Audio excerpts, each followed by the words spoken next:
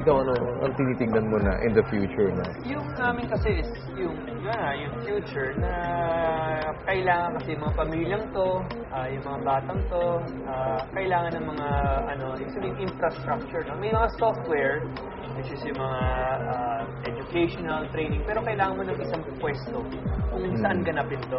Kasi kung walang isang pwesto na doon silang magkita, doon pumunta yung mga teacher, madaling ma-extinguish yung mga programs, no? Yung mga education. Hindi na susustain. Hindi na susustain. Kailangan talaga ng isang hardware sa software tinatawag. Ang paglaki ko ay hindi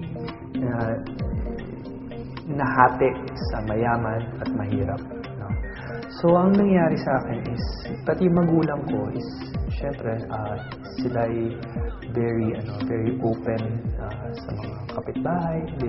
They're very much into charity. So, yung mga katabi ko, yung mga kalaro ko, hindi yung mga kalaro ko sa eskwelahan. Kasi pagdating ko sa bahay, ibang mundo. Ang kalaro ko, yung mga bata sa mga kanto. At yung natutunan ko kung bakit ako ganito is galing sa kanila. Yung sinasabi mo, Materianes, di ba? When it comes to yung mga adobe lang yan, pag nakita mo, talagang titibay eh. Di ba? Matitibay. Hindi naman basta nagigiba, pero mas mura if you're going to compare it with what we're using. Well, mas independent ang tao, no? Kasi makukuha mo sa ilalim ng paa mo or nakatanim dyan sa tabi mo. Sa mga bundok, di ba? Makakaya mong with simple tools, pwede mong gamitin.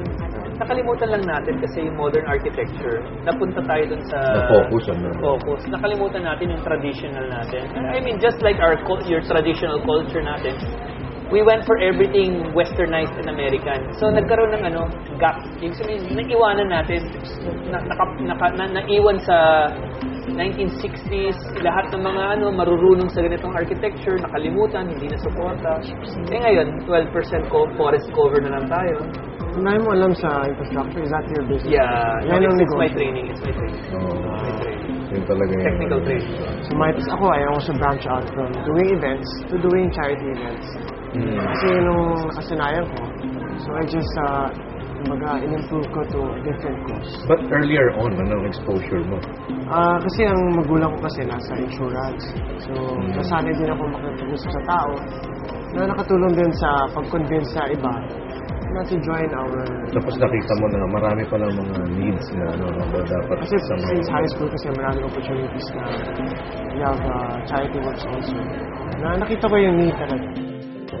I can't sing, I can't dance, I can't draw, I can't play any musical instrument. But I always look at my talent as communication. I think that's a talent of mine. I can communicate to people, anyone that I need, be able to express effectively what I want to show to them. Kasi my business, my community projects, my foundation, all requires communication. I can do public speaking. That's one of my traits. I can talk to a lot of people in front. I think that's a talent. But I'm also a planner. That's one of my traits. I plan everything that I do.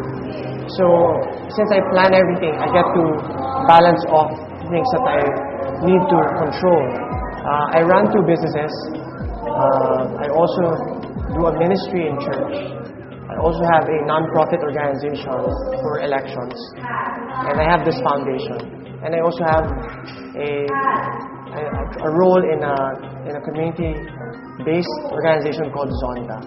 So I jumble this all together, including church time, family time, social time, in a way that I can do it because I plan it every time. Alam mo, yun lang yung pinakamagandang tanong ngayon. Today, pag-uwi mo sa bahay, meron ka ba kahit na in one way or the other, tinulungan man lang? Or meron ka bang ginawa to improve other people?